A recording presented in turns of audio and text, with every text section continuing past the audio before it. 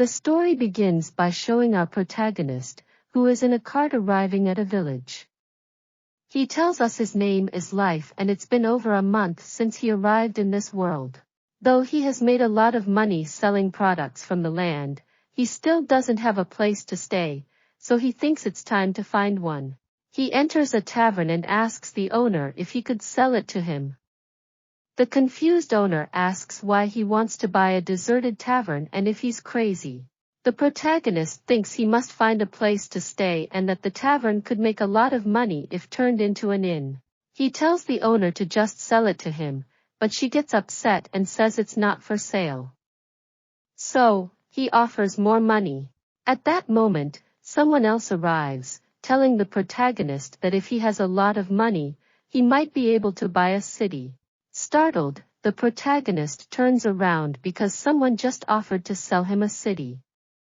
Then we are introduced to Baron Kate and his son Fachi. Baron Kate is the lord of the city of Wonsyang and is presumed to have a lot of money.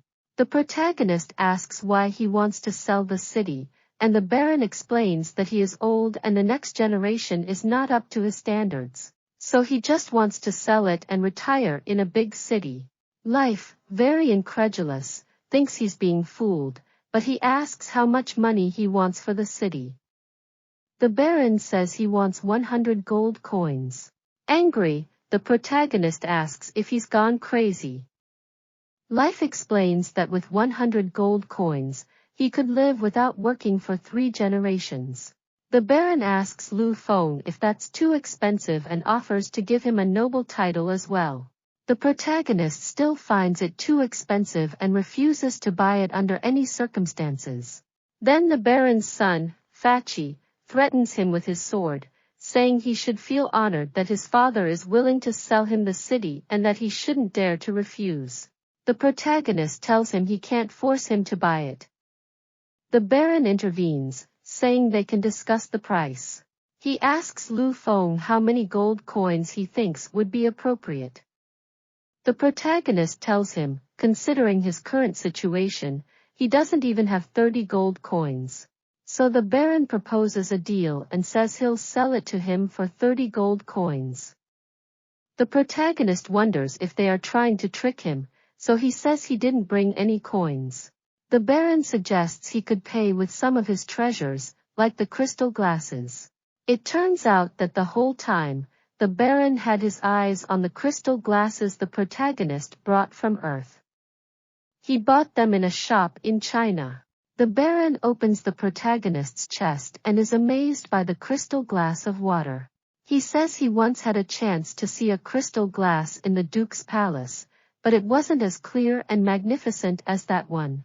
The protagonist thinks people in this world are easily deceived and regrets not bringing more things from Earth. But he's not worried, as he can go back and forth between this world and Earth once a day. The Baron asks if he has other treasures, but the protagonist knows he only wants to find out if he has other valuable items.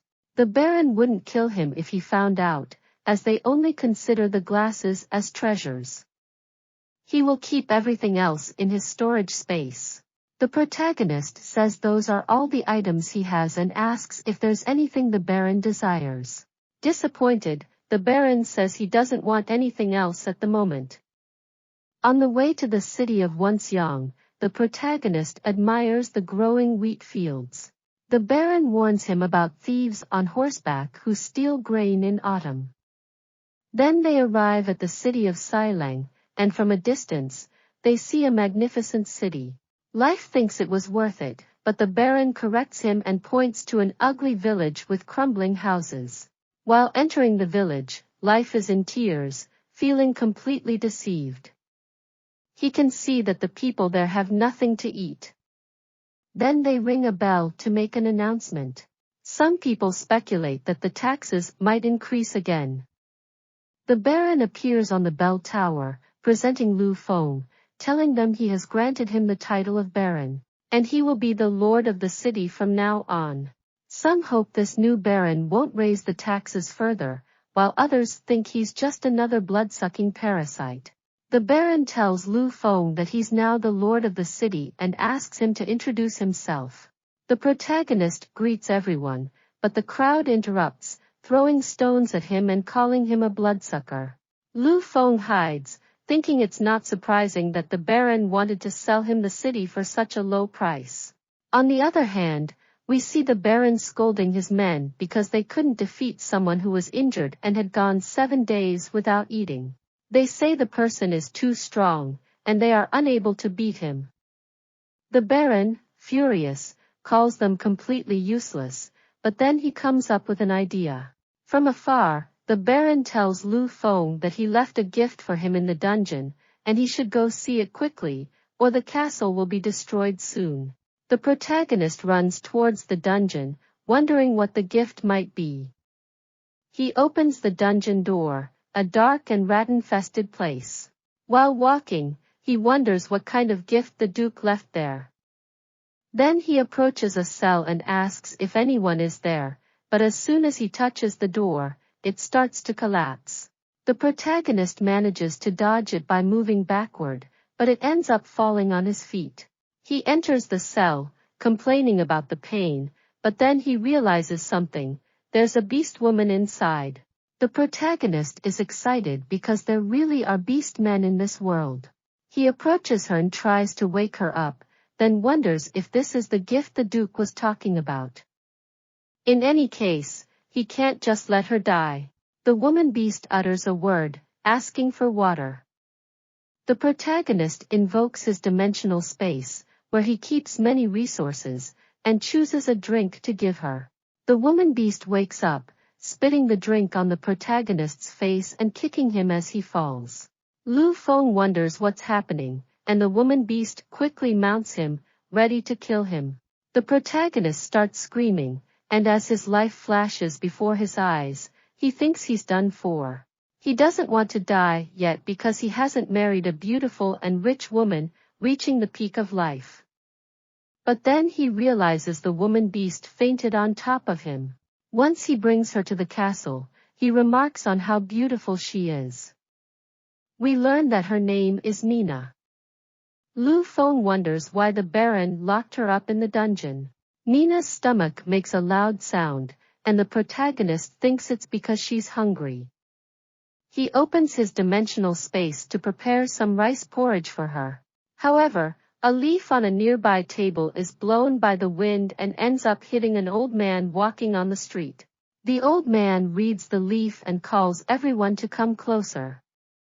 Meanwhile, Lu Feng feeds Nina the rice porridge, and she wakes up and stands up quickly when she sees him. Angry, she grabs him by the neck and demands to know what he gave her to eat. Lu Feng explains that it's rice porridge, while thinking she's too close to him. Nina realizes it is indeed rice porridge and that it's delicious. But inside, she tells herself to be cautious, as humans are not so kind. She can't forget how she was captured by them. Nina's stomach makes a loud sound again, and she asks Lu Feng to take a bite of the porridge to make sure it's safe.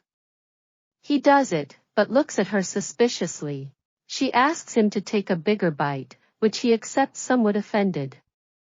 She thinks that if he wanted to harm her, he would have done it earlier when she was unconscious. So, she decides the porridge should be safe.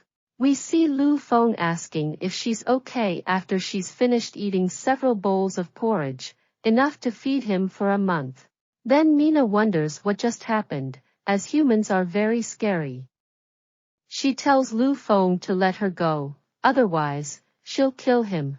He tells her that no one is holding her back, and the door is open. Before leaving, he advises her to be careful and not let the Baron capture her again. Nina thinks Lu Feng is different from other nobles and blushes after he blows her a kiss.